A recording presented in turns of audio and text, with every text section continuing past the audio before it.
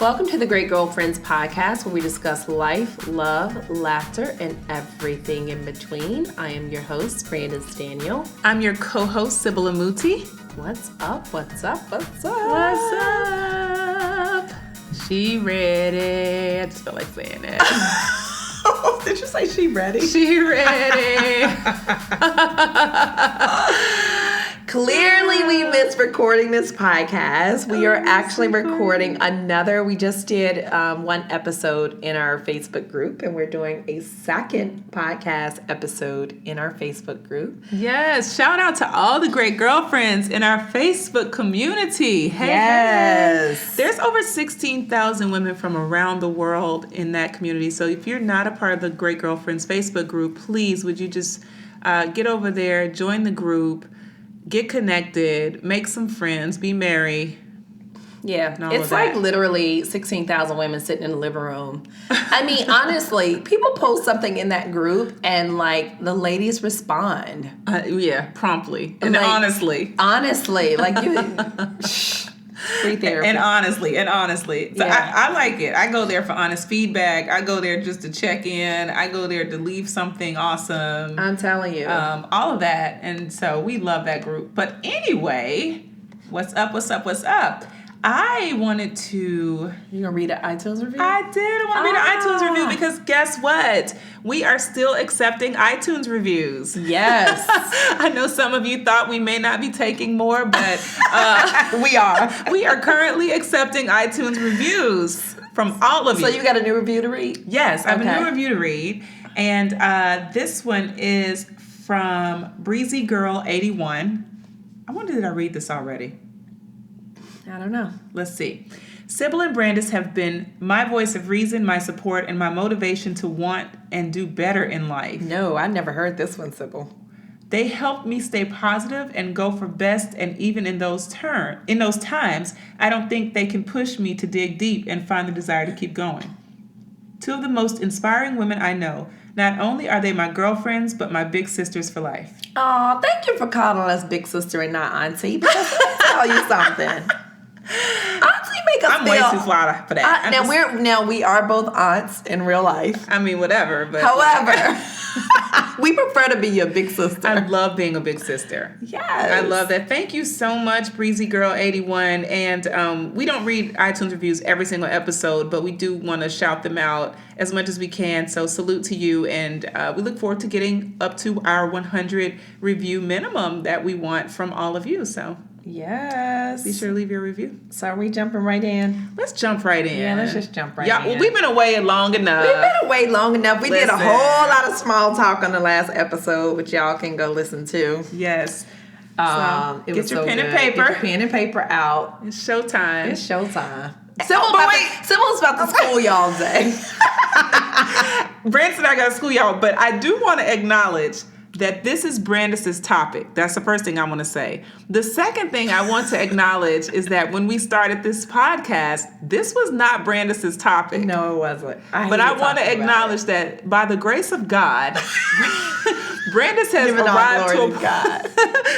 Brandis has arrived to a point of conviction around this topic. And so I am very happy to be a part of this podcast today with you, Brandis. Well, thank you, Sybil. Well, thank you. For just having me. I'm just blessed to be here. You know what? Let me tell you, we have, honestly, at this point, we've shared everything. Yeah. So, though love was not my favorite topic of choice because I was a very private person, you great girlfriends know everything about my love life at this point. So why hold back anything now? I agree with you. Just go back. You can go back and start with episode 2. Yes. Love is part 1. Go to the Great Girlfriends podcast, episode 2, and you can learn all about me and Sybil's love life. She was so hesitant, y'all. I mean, you should have seen the side eye rolls that she was giving me. We're doing a podcast. We're talking about love. Who wants to talk about that? Well, but then when she gets in it, you hear and Syb, and then the crying and the snot. All of that happens. All that. So we're back on it. Oh, the shade. We're back on it, though. This is a great topic because this is cuffing season and some of y'all are in the thick of it and need to get out of it. Y'all should see Sybil's face. You need to get out. Great girlfriends. You need to get out of cuffing season. You need to get out of that cuff. Get out you the need cuff. to get out that Get out the cuff cuff. and get in a real relationship. Totally. Amen. Amen. So we wanted to talk about love because I asked a couple great girlfriends, Jennifer and Dana, what they wanted us to talk about on the podcast. And inside the Facebook group, feel free, go into the Facebook group, tag us, Brandis and Sybil, and just say, here's a topic of conversation. Like, here's a podcast topic you guys should consider, and we will absolutely consider it. Mm-hmm. And so she mentioned love. They love our love episodes. And so I said, Sib, it's great that people love the love episodes, but the one thing I don't think people realize is that love is work. Absolutely. And not the kind of work that you think it is, but it's work. Mm-hmm. And most people don't want to do the work required for love. Yeah. And so, we do an amazing job. When I say we, I mean we as just a people, do an amazing job on social, sharing the highlights of our life. Come on. But you don't get you see the happy couple, but you don't understand what it's taken for them to get there or what it takes for them to continue that happiness. Yeah. Like, it takes work. Yeah. It's not easy. Yeah. And so we just want to spill the beans behind that beautiful picture that you guys see on Instagram or on a magazine cover or in the, we're not even talking about the movies, but right. on a magazine cover or, somewhere. We want to give you the story behind that picture. Yeah. But isn't it true that we have, we have a lot of great girlfriends who believe in the fairy tales. And so we've got a bunch of princesses who are just waiting on this prince to just come in this enchanted life and take them away into this dream where they don't have to do anything but be a princess. And the prince goes out and slays all the dragons and comes home and they can just be a princess. So we believe in these fairy tales. We do. And we do. You buy into the Notebook. I cried. Yes. I cried many tears watching The Notebook. And I cried. A bunch of our great girlfriends are imagining this carefree life of love. It's true. It's a carefree life of love. Carefree. There is no such thing as a carefree life of love. Did Jesus have a carefree life? He had to cast cares. There is no such thing. If you are in a love relationship, it is not carefree. It's not carefree, but that fairy tale tells you that the prince does everything, and that the princess just sits and accepts, and wear beautiful dresses and have your hair pinned up in these beautiful, looks and makeup and these slippers that just take you away. It's so true. I was watching what's the movie? Sex and the City 2. Because it was on, on E! Right, it was on a lot. And and when Carrie and Big finally got married, and literally they took you into the fairy tale, right? They went to the big, huge penthouse apartment, and he was just like, a dream. and the movie was, that's why it did so well, right? The movie was just like a dream, and he built her dream closet, and it was just a dream. She got to live her life and do her thing. Yes, she showed up in the beautiful dress, and yeah, no work. Yeah. Which is why Hollywood can stay in business. Lies and deceit. Hollywood stays in business. Yes. And what else? What else about that? You said this when I love you said we want what we don't give. Oh my God. So I get my Hammond organ out, my tambourine. Lord have mercy. Great girlfriends. We are asking, can you imagine? Sib, how many times have you heard women say, I want a guy who's super wealthy, who is 6'3", who is built, who works out, who's muscular, who smells good, who goes to church, who, love kids and dogs, who love babies and puppies. You could have stopped at Fit, at the gym. All of that. But I'm like, well, where are your finances right now? Yeah. Where does that gym membership? Where are you financially? Where are you physically? Yeah. Are you loving babies and puppies? Really, we literally write our list of what we want, and we have to ask ourselves if that guy has that same list, do we add up? Come on. Like, let's reverse that list. Yeah. And do we add up to that list? Yeah. And if we're not adding up to that list, like, come on, let's be reasonable here.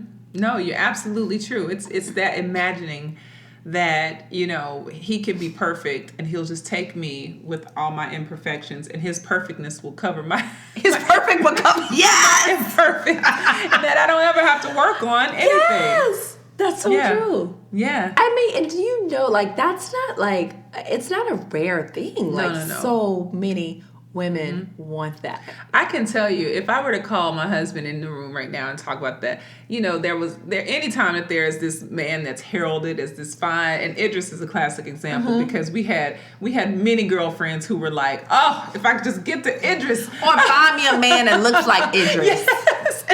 And Kwaku would be like, yeah, he might not, you know, necessarily want to stop and talk and chat if you're not prepared. Like, you are not bringing your Idris to the table. Where is his match? Right. And now some people are saying, well, you know, let's just take physique, for example, because some people are saying, well, Idris picks da-da-da-da-da. That's not the point. The point is that everyone thought that he was this stud and that once he met them, it would be the end of the story. But there's something you have to bring to the table. In order to bring that, it's got to be work. Right. And even like we want people who challenge us intellectually, and that I remember I'll never forget thinking, I want somebody who can show me some things. That was one of my in my 20s. I said, oh no, I want a man who could show me and introduce me to the finer things in life. Help me to understand what this is and what that is and who, you know, like I wanted that. But guess what? That man probably wants that too. What can I introduce him to? Yeah, vice versa. What can I teach him that he doesn't know? How can I stimulate his mind? Absolutely. Right? Absolutely. So I'm just saying, come on, great girlfriends. and like you were saying too, another piece of that is not wanting to compromise anything. Not wanting to give up anything, but wanting to gain everything. It's all a part of that fairy tale that you know, you take me as I am and I can live my life as I am and you do all the work, Mr. Prince. You do all the work. If Cinderella wasn't the biggest lie. Cinderella was such a big lie. She said, what did she do? She showed up. Yeah, but she showed up and it was a wrap. She didn't have to dust anything after she showed up. She put that slipper on and her life just changed completely. Yeah. And, you know, the parts of the story that they don't show you is the entire team, probably hundreds of people behind the production of that movie. Yes. Somebody's going to do the work to tell the story. Someone's going to do the work. You're going to have to compromise something. If you want to tell that story properly, your love story, and if you want to make it this crafted, this dream, imaginary thing, then you're going to have to do a whole lot more work than the rest of us. I don't want the imaginary story. I want the real story. So I'm good with my portion of work. Someone's going to do the work. I saw the post. I think we've seen the post from Tiffany the Budgetnista, who we love. And she was talking about when she met her husband. Mm-hmm. She was a daycare. What did she say? She was a preschool teacher, and he was. What did she say? He was he? He was like a civil servant. A maintenance. Yeah, something like that. He worked at maintenance or something. Mm-hmm. But I just think about women who meet men at a certain place where, you know, it may not be that he got the VP position right now, right? Mm-hmm. But like her seeing something in him. Now everybody's like, oh, Tiffany, your husband. You know what I mean? But she met him when he wasn't there. He was not there. Yeah. I mean, and that's the part of relationships that require the most work, I think, is holding on to the vision. Mm-hmm. Mm-hmm. Holding on to that. But the other part of that too, I don't want to forget this other piece that you know we know is a challenge for a lot of us is, you know, being a lady, being the lady that your man will want to be with. Being the type of woman that knows how to be a lady. Being a woman and being a lady don't always go hand in hand. And in the society, this age that we're in, you know, we're grabbing our own doors, we're grabbing our own this, we're paying for everything ourselves. Oh my God, we're saying no. We're saying no to everything. We're so resistant to the nurture that comes along with the guy being a gentleman. And so, you know, forsaking the idea that there is no room for a lady. That's a lie. There's plenty of room for you to be a lady in a relationship and to empower your femininity so that you can show a different type of strength when it comes to being with a man. And that, too, is work. It's a different type of work. It's work but because it's you're something so used you to have to doing, commit to. because you're so used to doing it all yourself. Absolutely. So when somebody says, oh God, let me tell you, great girlfriends, this is hilarious because when you're asking a man to do something, it might take him about 4 or 5 days to do it. Right? Truth. I'm gonna go down my mental list. Maybe longer. Maybe longer, right? Never less. But it's being able to let that task go. Yes. And releasing trusting. and surrendering that task. And it can be as simple as changing a light bulb. Yes, that you know you can change. That you know you can change. You know you can change, but you trust that the gentleman in your life is going to change that light bulb for you. And so you're willing to be the lady that waits for him to change that light bulb out of honor and respect for you trusting him as a man. It's a sign of trust. It's a display of trust. Yes. That means the world to them. It might be insignificant to us sometimes because we're like, I could just change it. Yeah, but to him, that's him putting on his armor. That's him slaying those dragons, princess. It goes from the light bulb to going out to work every day, to being a father to children, to financially preparing for you, to being fit, to all the other things that are on that list. Absolutely.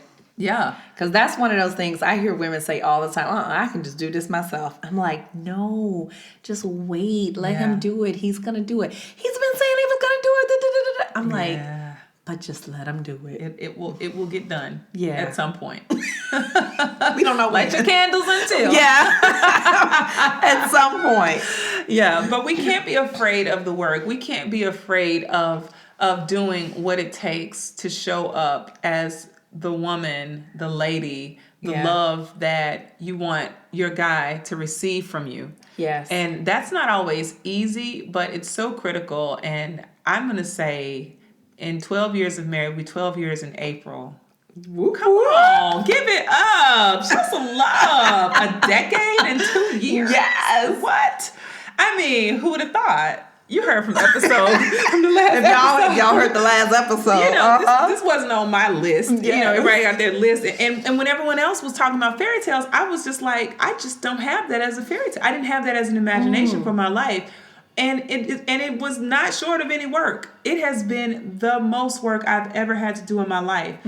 But I love my husband so diligently that I don't consider it as work. I just see it as part of me loving him. Yeah. So it's become part of my fiber to serve him with whatever the lady in me can offer him, whatever the woman can bring to the table. Absolutely. The mother, whatever that is that I bring to the table.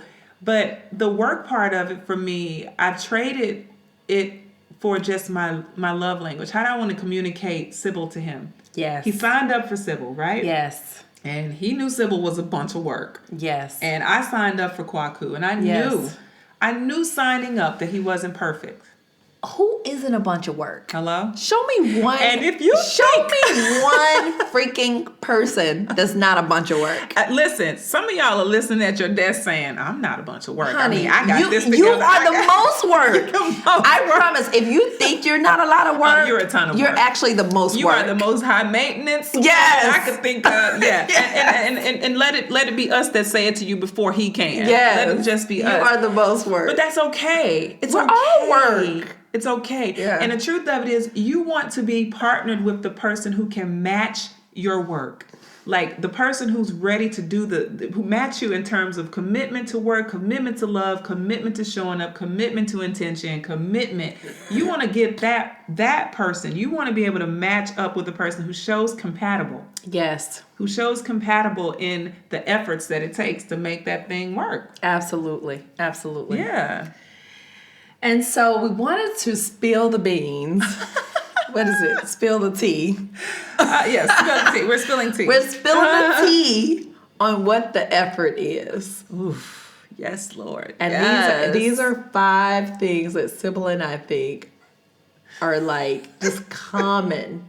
There's a whole lot more, but these are just like the common things. Y'all should see me rubbing myself. That are required. Yeah, she over here like. I'm gonna let Brandon take number one. Number one, I have a friend, Joy Bailey Bryant, who always says this phrase. And she says, you know what? I'm just going to sit on my lips. I love it. And she says it just like that in her Atlanta accent. I'm just going to sit on my lips. I love that. And love requires that you just sit on your lips sometimes. Absolutely. That there are times you're going to want to pop off because, you know, sometimes it's a pop off moment. And you have the right to pop off. Yeah, every right. Like you are fully within right. You are fully within right to got pop a whole off. Case. But you just have to sit on your lips. You got to sit on them. Sometimes you just have to sit on your lips. Yep. Close your mouth. Don't say anything. Mm-hmm. And that's a lot of that. And, you know, sometimes it's just not worth it. Sometimes it's just like, you know what? It's not worth it. I'm gonna let this pass. I am just and marriage in particular requires a lot of sitting on lips. Yeah. Absolutely. And thinking about the time. He's sitting on his lips as much as you're sitting on yours. He's sitting on his lips too. Sitting on his lips Trust too. me. There's a time to say certain things. There's a time to sit. Sometimes you just have to let it go. Yeah. And it can be small things. Oh, he said he was going to take the trash out. The trash is not taken out.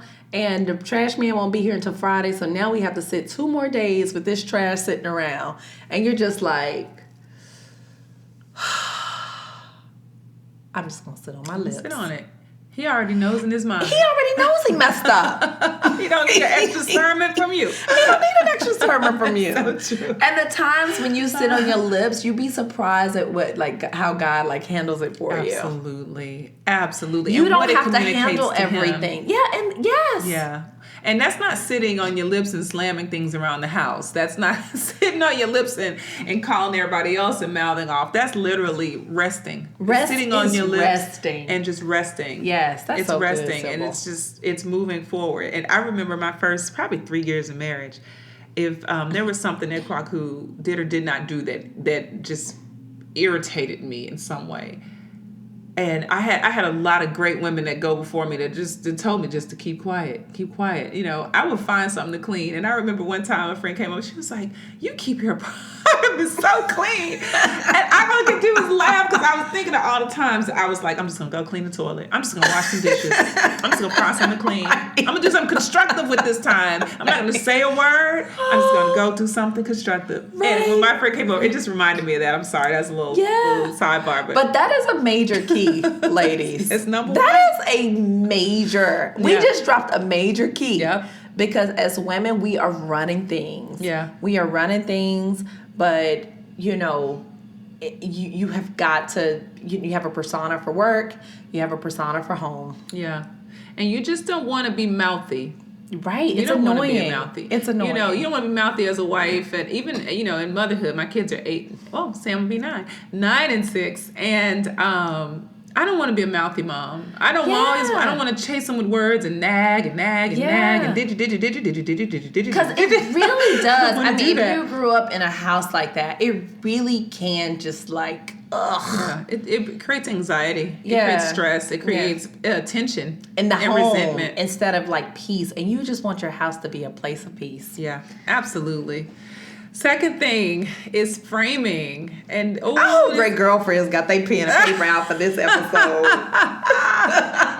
Framing is so important because when you do speak, you want to make sure that you are always building him up. Yes. Even in your criticism, because sometimes when you are giving him feedback that doesn't feel good, you have to massage every muscle in his being to remind him that you're not attacking his manhood. Yes. You're actually strengthening him and conditioning him so he can be an even stronger man. Yes. Than he was before. But you never want to break him down. You want to frame things and finesse them with a red lip. Yes. With a high heel, a mini skirt, some fragrance, and soft, empowering words. Yes. Soft, empowering words. You never want to blame. You always want Don't to... do the blame don't game. ever Because blame. what'll happen is if you start, it goes back and forth. It weakens him. Blaming can go back and forth. And now because sometimes if you attack, guess what? He has to defend himself. So an attack might come back at you. Oh, it's coming and back. Then, and then where do we, if we No go back gain. and forth, there's no gain in that. And what did you resolve? Nothing. The issue sat on the table. Right. So you have to decide, like, actually, do you want resolution from this? Or do you just want to let him know what he didn't do? Yeah. I always have to stop myself because I came from a house where my mom was definitely the over communicator. She definitely made sure everything was felt and known. So that's in my bones and I know it. But I'm conscious of that. I have to, before I say something, I have to go to God and find out what it is he wants me to say versus what I feel is necessary in the moment. And they are typically two different things. Typically, God wants me to say something in love and kindness or nothing at all. Right. But he wants me to frame it in a way so my husband knows that he's loved, that I accept him, that I'm not challenging who he is as a person, but I'm highlighting something that I think could make us stronger. Absolutely. And that framing is key. It is so key. Yeah. And number 3, love requires doing some things you don't want to do sometimes. Say it again, Pastor. Say it again. It requires doing some things you don't want to do sometimes. Oh, yes, indeed. I mean, so one of the things just in my household in particular, when I met Rich, being a Southern Memphis girl that I am, I would make his plate. And we have continued that tradition all the way for 10 years now, right? And not that I make it every single time, but it's a part of the culture of my home, okay? And then on the flip side of that, Rich still opens my car door. And that is the culture of our relationship. I love it. It's what he did in the beginning, and he still does it 10 years later. And there are times, the other day, and now he comes to expect it. Because like my mother said, Bethel and Henderson said, don't start nothing that you can't finish. That's so real. And she said, in a relationship, don't start anything you can't finish. So the other day, he texts me, hey babe, I'll be home in 10 minutes. Can you make me a plate and put it in the microwave? I was in the bed in my pajamas. It was early, but I was still in the bed in my pajamas having a Branda's me moment to myself, relaxing. And I looked at that thing and I got such an attitude. I was like, what the hell? When you come in, you can fix your own plate and put it in the microwave. What do you think this is? A takeout restaurant? I love it. You're like, what? I was like, does he think this is a takeout restaurant or what? And I literally had to like remind myself, like, this is what I've decided to. One of the things I've decided to do consistently to honor him. And so it's a small thing. So, Brandon, just go downstairs, and it was cold. Just go, just put on your fuzzy slippers and your robe, and just go downstairs, make the plate, put it in the microwave. You know, and that was something that in that moment I did not want to do. I hear that. I hear that sacrifice. I didn't want to do service, it, but he never knew. He doesn't, and he still doesn't know to this day that it is not something I wanted to do. So I didn't know you fix plates. So is it just like a Rich thing or like? It's a Rich thing. Oh, it's sorry. just a Rich thing. It is a Rich thing. But that is so true. That sacrifice. Yeah. That sacrifice and that service indicates love. And it's work sometimes because like you said, you were comfortable. So it created a sense of like, you know, you being uncomfortable sometimes you being put out of or inconvenienced. Right. So that your relationship can get a gain. Yes. Not you necessarily, the relationship. Because what we're working on is a relationship. Yes. We're not working on a Brandis gain, a Rich gain, a Sybil gain, a Kwaku gain. We're working on a relationship gain. And that is such a key, sis. Yeah. Because if you approach relationship as in, okay, you won this and I won that, and you won this and I won that, and you're not putting the relationship first. Girl, that relationship over there dusty. It's dusty. And then you look at the relationship like, what happened? What happened? What Yeah. didn't happen? Right. What did not happen Yes, is what you need to absolutely. be saying. Absolutely. Yeah. I mean, number 4, girlfriends, I really, really hope y'all are like taking these notes. These are and keys. locking them in, because I'm just telling saying. you, I'm a happy wife. I'm just saying. You need to share this with all of your great girlfriends. Absolutely. So number 4 is learning to give what you want to receive. Oh, that exchange is so valuable. It's loving in a way that you would want someone to consider you. And it's not exactly the actual practical, exact things. It's not I fix plates, therefore Rich should fix plates. Right. It's not that. It's I'm loving in a way that would indicate to Rich it's safe for him to love me in a way that he knows I would want to receive love. It's consideration. Consideration. Again, it's a relationship game. It is not a Brandis game. It's not a Sybil game.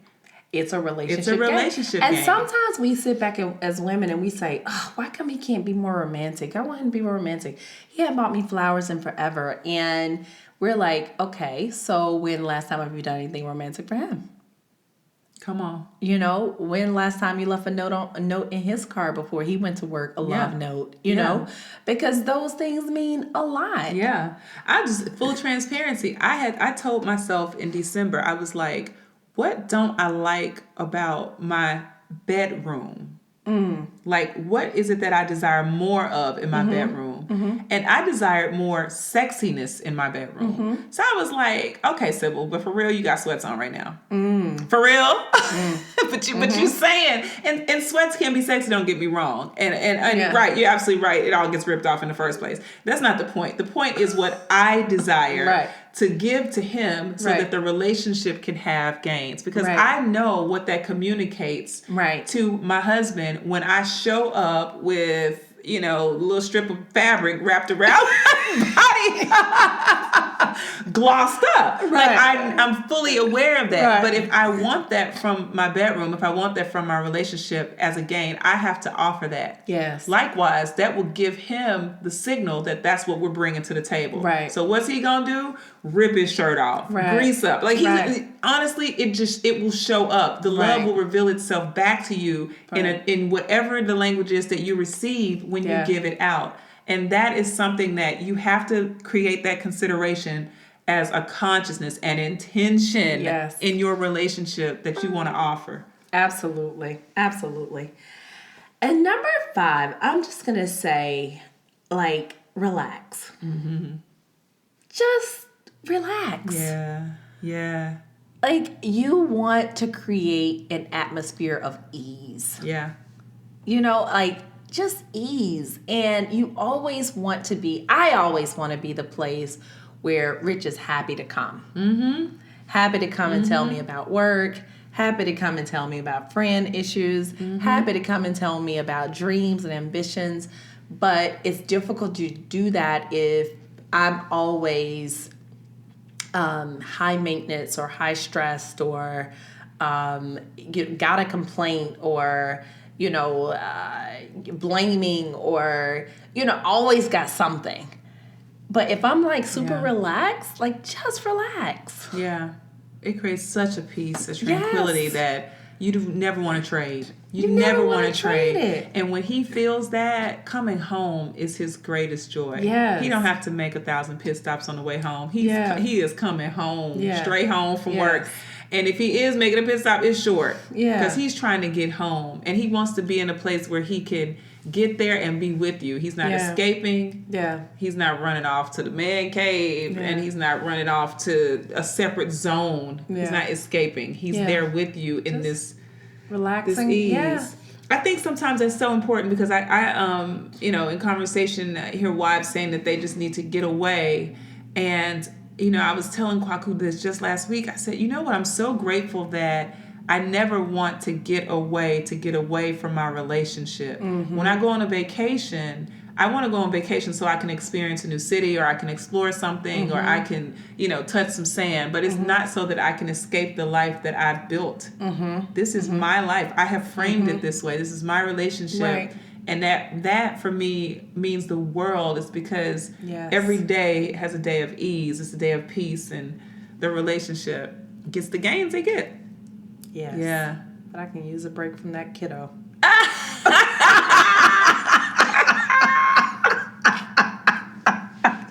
if she make it to this episode.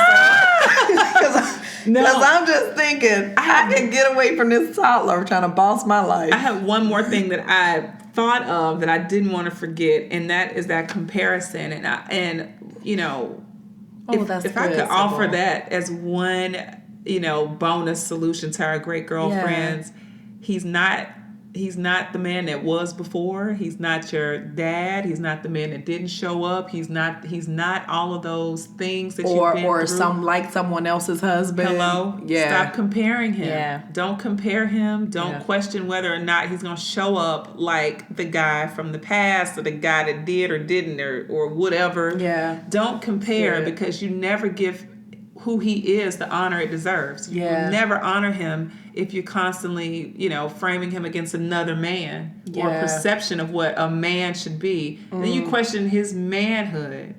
You question a man's manhood, I promise you didn't lost him. You lost him. It's a wrap. It's a wrap. He is gone. You're going to be working. He might not be gone physically. He may not be gone physically. But he's checked out. Tell him he's not man enough. Oh, that's a wrap. And you do that, and these are subtleties, but you do it when you compare, or even bringing up an ex's name. My ex so and so and so so and does that man really want to pay bills in that house and hear Rufus's name come up? You mean to tell me he wants to on his dime? Right. In his time, in his lifetime, talk about your ex? Right. Or hear you bringing up memories of your ex? Your daddy. Or your daddy did. Or all these people that did things differently. Do you really think that man goes out and slays those dragons all day, wants to come home or go on a date night or be in conversation with you and hear all of these things you're rehearsing? Yeah. No. And you don't want it either. Yeah. So you have to remember that comparison. It is a deadly weapon. It's a horrible thing. Yeah. Yeah, absolutely. Having said that, we Kwaku, I love you. I love you, Kwaku. I love you, babe. And Rich Daniel, thank you, babe. Yes, thank you, Sam and Dylan, for being super quiet so we can record. I know. We can't even hear them. Thank you to Miss Sky. They're so awesome. Oh, thank you, great girlfriends. Thank you so much for trusting us as your go-to source for everything life, love, and laughter. Make sure you're listening every single Wednesday, now that we're back, on iTunes, Stitcher, Podcast Bean, Podcast Republic, Spotify, iHeartRadio, and every other podcasting service. Absolutely. And please do follow us on our social, on our Instagram, The Great Girlfriends, Twitter, _GreatGFS, Facebook, The Great Girlfriends. And please join our Facebook group where we are actually recording this podcast live right now. Yes, which is the Great Girlfriends. Please do sign up for our newsletter as well on our website. Yes, make sure you post your questions online, you share with your friends. Keep listening and keep being a great girlfriend. I'm Sybil. I'm Brandis. And we're out. Bye, guys. Peace.